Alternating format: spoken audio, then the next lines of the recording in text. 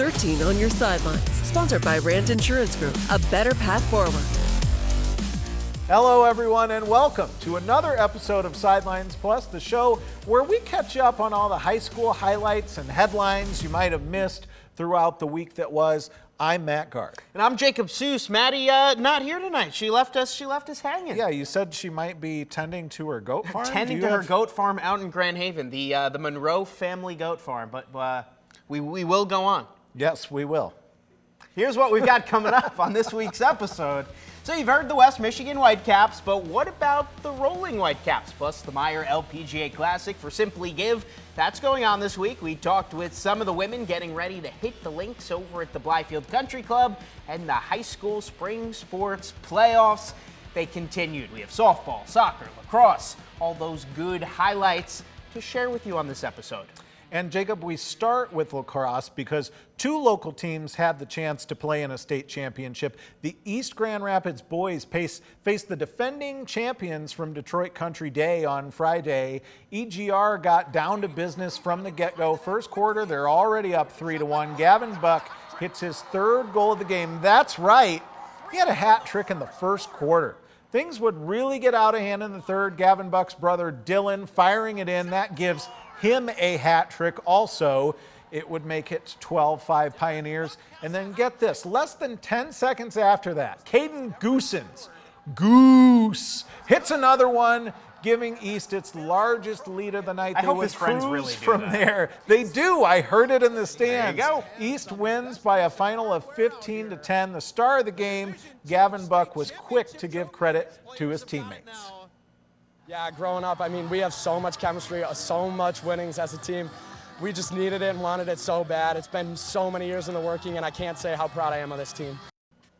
That win makes it 7 state titles for East Grand Rapids, Jacob. And you got to keep in mind that the MHSAA has only had a boys lacrosse tournament since 2005. So all of those 7 titles were earned within the last 20 years, all 7 of them, and they have even more titles before that. I don't quite know, where those titles came from or how it was structured back in the day, but just really incredible job. What a dynasty! Yeah, that's the exact word that came to my mind. A dynasty, 7 in 20 years, and.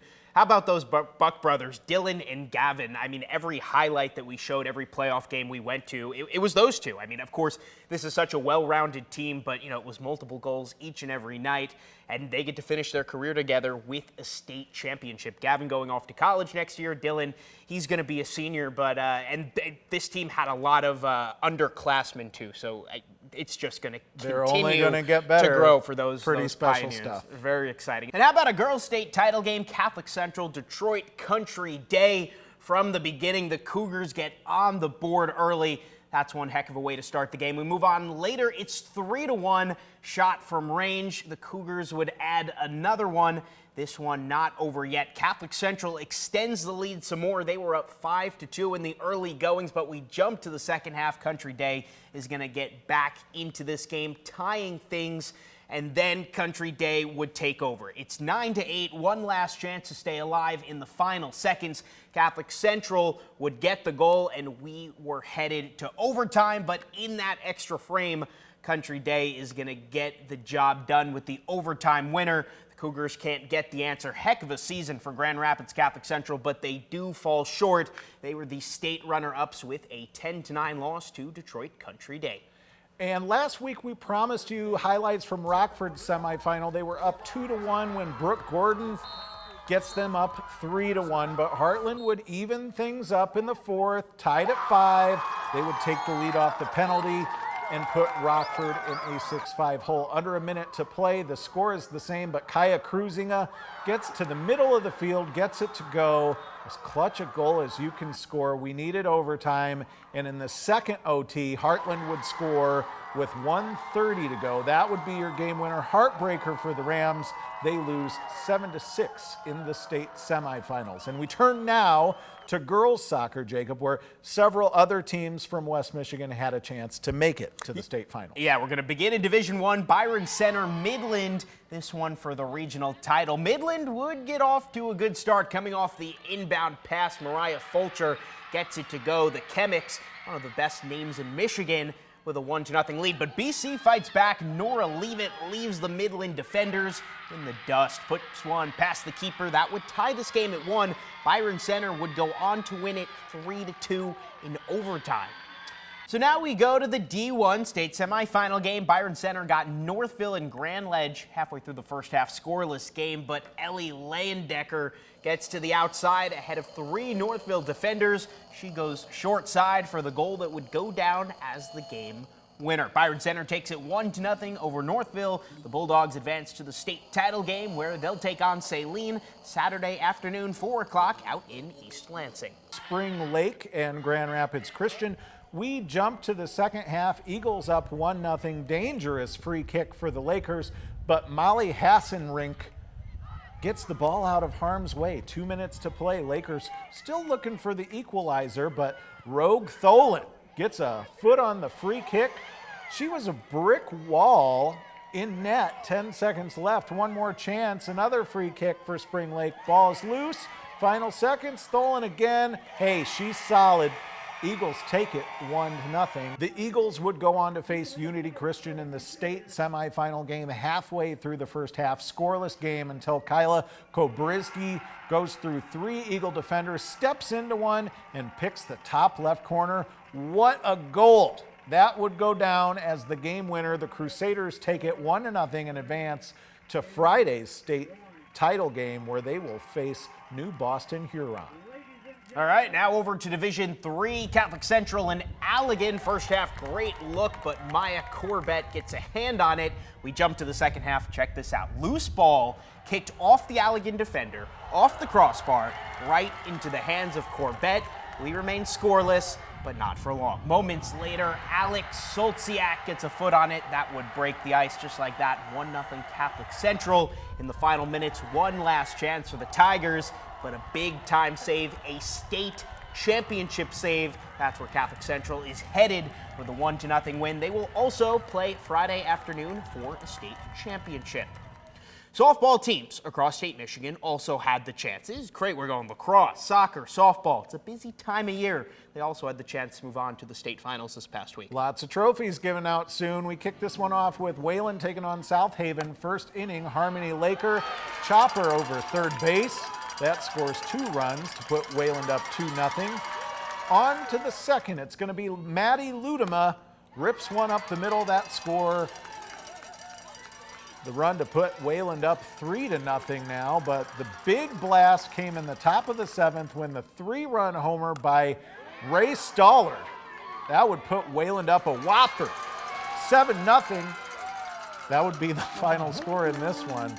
And that takes the Wildcats to the regional title game where they would face Paw Paw. It was 4-0 Red Wolves in the bottom of the 4th when Maddie Ludema takes charge in this one, cutting the lead to 3.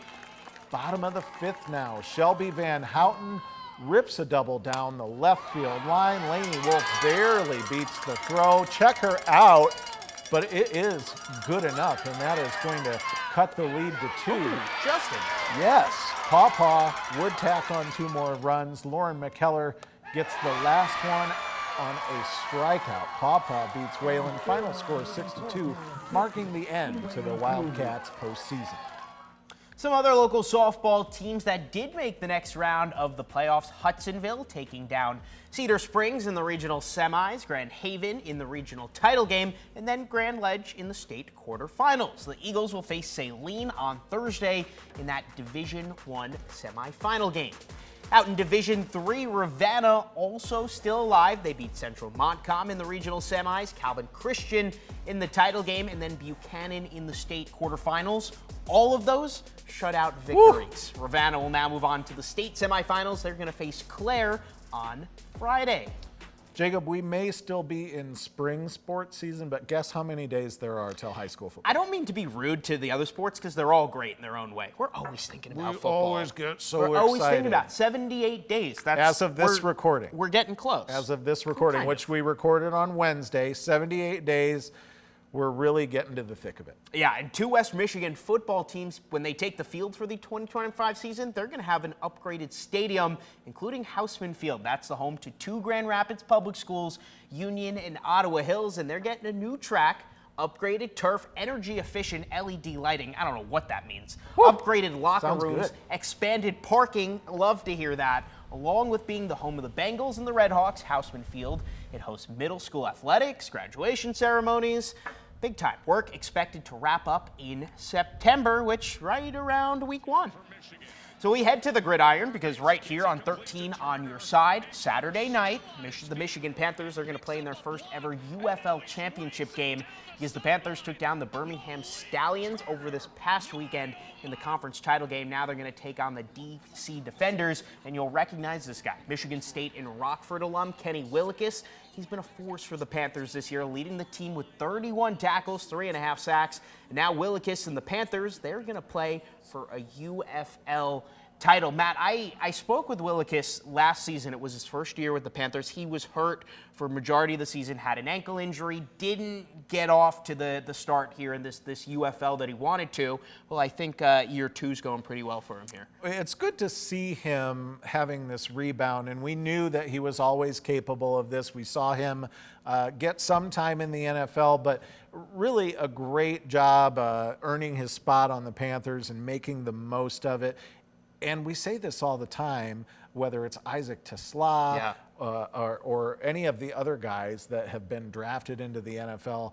It's great to see guys that were right here on 13 on your sidelines play at the next level. Yeah, absolutely. And Jake Bates, the Lions kicker, he's not a former 13 on your side star, but he was one that played in the UFL last season, got noticed, and was a star with the Lions this past season. So you never know. An NFL team could come calling for Willekes after this year, and maybe this time next year we're talking about his journey back to the NFL. Fingers crossed. It is time to tee off the Meijer LPGA Classic for Simply Give. Is this week. We'll have a preview up next in Sidelines Plus.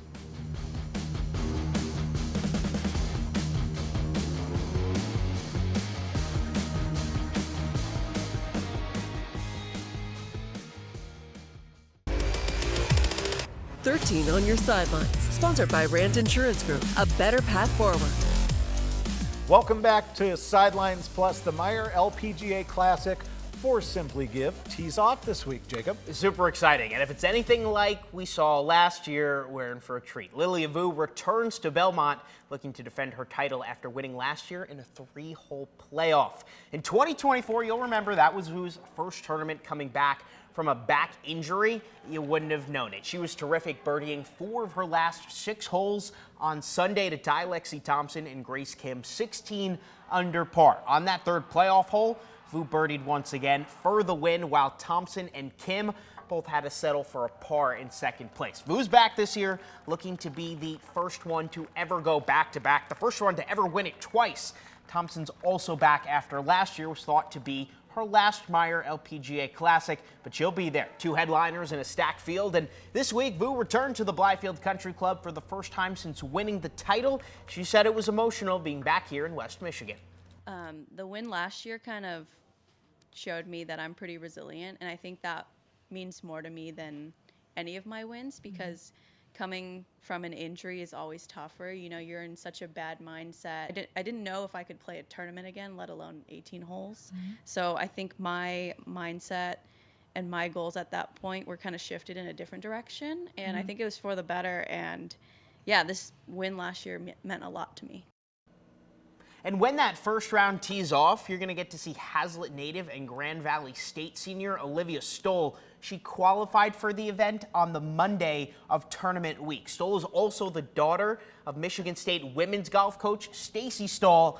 And get this is where it gets wild. To get the spot in the Meijer LPGA Classic, Olivia had to beat Michigan State rising senior Taylor Kehoe. Both women shot 1 under par, and Stoll beat Kehoe in a playoff to get into the Meijer LPGA Classic. A win-win for Coach Stacy, I guess, who now will get to see her daughter play on the professional level. And of course, the Meijer LPGA Classic for Simply Give has a wonderful mission, helping feeding families in our community. Golfer Brittany Lincecum toured the Northwest Food Pantry in Grand Rapids this week. We talked to her about how important it is to her to use golf as a way to help out and how much she loves coming back to Blythefield. It's great coming here. Blythefield Country Club is always in great shape. You have to keep it out of the rough. The rough is always thick. I swear the fairways get more and more narrow every year, but it's really cool to see the community come out and to see all the fans come out and support us and cheer for us, and I think that really makes it special. I have my 2 girls out with me this week, so it's kind of a family thing. My husband's going to caddy, so we're just making it a family trip. I have housing, so we get to stay in a beautiful house with a family, and they'll cook us home-cooked meals, which is really cool, and it'll kind of feel like home, but get to work at the same time. When the LPGA comes in town, I don't think a lot of people get to see kind of the extra stuff that we get to do on the side. So to be able to come to this food pantry and to show, you know, what Meijer is doing and Simply Give, and how many people they're actually feeding and how many volunteers help run this, and it's really truly cool. You know, I came for Media Day about a month ago and met the nice lady running this facility, and then to come here and actually see it in person and to see how many families they feed and kids they feed, it's really truly cool, and it's so much bigger than I thought it was. It really kind of puts it into perspective how much is actually donated and how many families are out there in need and that are hungry, which breaks my heart now being a mom of 2 to think some child doesn't have food. It really kills me. So to see these facilities being ran and all the volunteers it takes to help run them, to feed people in the community, it's really cool. The number of people served at the Northwest Food Pantry is expected to double from last year. So again, very important work this tournament is doing away from the action on the course.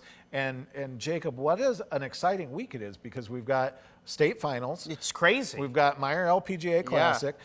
And we've also got Savannah Bananas, the party animals are in town. This is probably one of our busiest weeks, I would say, in the top 3 or 4 of our busiest weeks on the sports calendar. Normally, the end of the end of the winter sports season, the end of the spring sports season tend to get a little crazy, but crazy in the best way. I mean, by the end of this upcoming weekend, like Matt said, filming this on Wednesday, we're going to hopefully have a couple state champions from our high schoolers. We're going to have a new Meijer LPGA Classic and some people that enjoyed the party animals over the weekend. Fair to say it's a tough week to be a sports reporter, but a great one to be a sports fan. And you know what? The weather's a little better. It's a perfect weekend to get out to East Lansing and watch those state title games, and a lot of them are in the morning. You could wrap up, get back to West Michigan, and catch the back 9 of one of the rounds of the Classic. There you go. You got your whole weekend planned.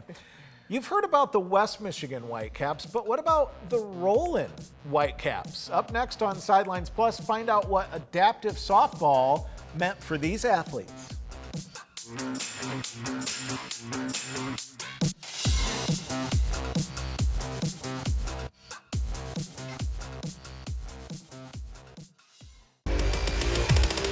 "13 on Your Sidelines," sponsored by Rand Insurance Group, a better path forward. Welcome back to Sidelines Plus. Grand Rapids is home to a tournament that is one of a kind, at least in the state of Michigan, Jacob. It's hosted by the Roland Whitecaps, Mary Free Bed's wheelchair softball team. And 13 on Your Sides, Alexis Dumergine shows us why this means so much to the players who came from as far as Ohio and Illinois. At Mary Free Bed YMCA, the action was fast and fierce as 4 adaptive teams hit the hard surface. Yeah, so this is our one and only home tournament for our Mary Free Bed wheelchair softball team. We're the West Michigan Roland Whitecaps, and so we've welcomed 3 teams here this weekend. The team has been going strong for over a decade. What began in a parking lot now draws a full crowd. We've been around, I believe, about 14 years now, and we started out in the parking lot of the West Michigan Whitecaps Stadium, and now we have our own field here at Mary Free Bed YMCA. Among the players is Matthew Talbot, who's played adaptive sports since he was 5. I got started with the Rolling Whitecaps 3 years ago. My wife and I grew up playing with Mary Free Bed when we were 5 years old. The couple plays multiple adaptive sports, but wheelchair softball brings something special. My wife and I play a lot of different sports. So she's in rugby, we both play basketball. I play football, handball, and so we're like, hey, let's check it out. There's more to be played. And for anyone hesitant to try adaptive athletics, Talbot says you're not alone. It's so fun. You see everyone here and at any other adaptive sports tournaments smiling and having fun. You will learn that there's a lot of people just like you, similar interests as you. It's from what I've learned with not only wheelchair softball, but through all the other adaptive sports, is that it's one big community. Alexis Dumergine reporting right there. The Roland Whitecaps will hit the road for the rest of the season. But that home tournament, Jacob, a great chance for the crowd, the home crowd, the community to get a front row seat to what this means to those athletes. Very cool. I mean, they were clearly good. Those were some veterans out there. So maybe we'll catch a game once they're back home. So I just want to give a shameless plug now. What do you got there?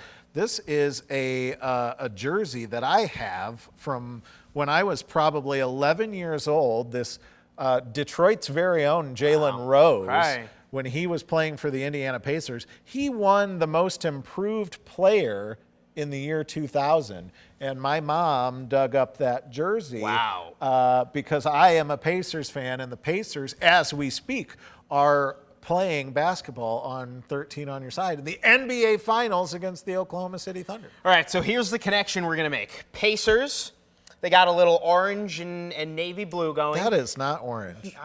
This is gold. Gold and navy blue. Gold, I don't know where I got orange from. Same colors as East Grand Rapids. Jim Boylan, born in East Grand Rapids, assistant coach of the Indiana Pacers. Neighbor of Billy Harold and Mike Knuble. Yes, Billy Harold, our director, of course. Yes. I didn't mean to just give out his address. I mean, you'd have to go through all East Grand Rapids, maybe on Halloween if you want to find him. You also don't know what he looks like, so that would be tough. Email me, mgard@13onyourside.com. Send you a picture of him. I will tell you exactly where he lives as long as you promise to park in front of his driveway. Wow, all right. Hates Listen, and you know what? East Grand Rapids, sometimes it's tough to park. Yeah. So, yeah, right in front of his driveway. Going to a craft show or a high school football game or whatever. All right. Yeah. That's some good life advice here on 13 on Your Sidelines. We are off the rails, so that's going to do it for us on this week episode of Sidelines Plus. Till next time, have a great weekend, and shout out Missouri S&T.